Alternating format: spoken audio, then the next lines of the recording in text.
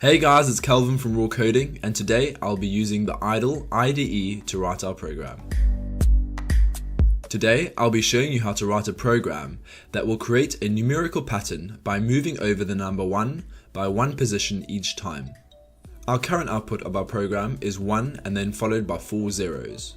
This will be the final output of our program. We will take in this value, our program will do its thing and print all these values out. We will be using a list and a for loop to do this. We will start by initializing our list. We will say integers, and then we'll pass the whole number as 5 individual values. So we'll say 1, 0, 0, 0, 0, close square bracket. And now we've created our list. In the program, we will want to print the list for the first time. So to do so, we'll say print, and to make the 6 individual values of the list join together, we'll say 2 apostrophes, dot join, open bracket, and then we'll say map, convert it to a string, and then pass in our list. So this joins the values and converts our list into a string. And as you can see, it's printed the value 1 followed by 4 zeros. We would want our program to work with a list of various sizes. So what we'll do is create a variable called length and use the len function and pass in our list name in that function. So this will pass in the value 5, which correlates to the list size. We will now create a for loop for our pattern. We can say for x in range. We'll pass in the length variable -1.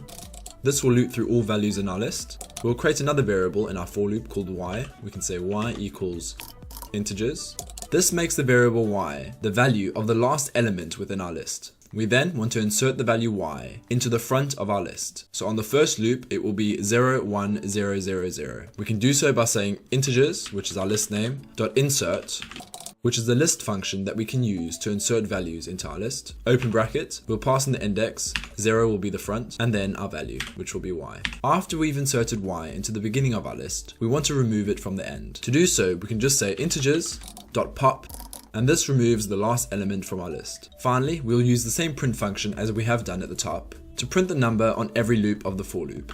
Alright guys, so let's run our program, and as you can see, it's printed the first value, 1 followed by 4 zeros. It's then moved the value 1 over by 1 place each instance. Let's quickly recap on what we've done. We've created a list at the top with 5 individual elements, but we've joined the elements together and converted our list to a string. This will print the value as a single number. Next, we've created a variable called length, which specifies the number of elements within our list. Next, we've created a for loop, which will loop the number of times as there are elements in our list. Remember that with for loops, x starts at 0, that's why we say length -1. We've created another variable in our for loop called y, which holds the value of our last element within our list. We've then inserted the value of our last element within our list into the front of our list. We then removed the last element from our list, and then created a print function that will print the list on every instance of our for loop. I hope the program was easy to understand, and if you would like to learn more about Python, do check out my YouTube channel. I hope you have a great day, and I'll see you in the next video. Take care, bye bye.